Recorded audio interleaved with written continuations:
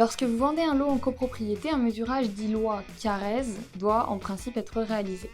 Ce mesurage, il doit être réalisé pour la vente d'un appartement, de combles, greniers, remises, vérandas, etc.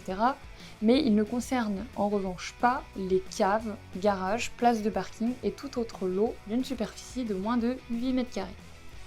Dans la description du bien, dans le compromis, la superficie du lot doit alors être clairement indiquée. S'il manque cette mention, l'acquéreur peut demander, dans le pire des cas, la nullité de l'acte dans le mois qui suit la signature de l'acte final devant le notaire.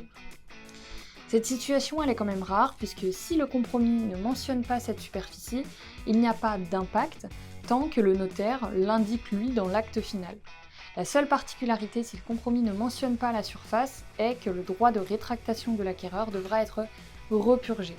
Le notaire va alors envoyer l'acte final avec la bonne mention à l'acquéreur au moins 10 jours avant la signature, et dans ce délai, l'acquéreur aura le droit de se rétracter. On parle de délai de réflexion. Ce mesurage peut être réalisé autant par un professionnel que par le propriétaire lui-même, mais attention, puisque si le mesurage est erroné et que la superficie réelle est inférieure de plus de 5% de ce qui est indiqué dans l'acte, alors l'acquéreur peut demander une diminution du prix dans l'année qui suit la signature de l'acte de vente devant le notaire. Donc, pour plus de sécurité, conseillez plutôt vos vendeurs sur le fait de faire réaliser ce mesurage par un professionnel qui sera lui responsable en cas d'erreur sur le mesurage.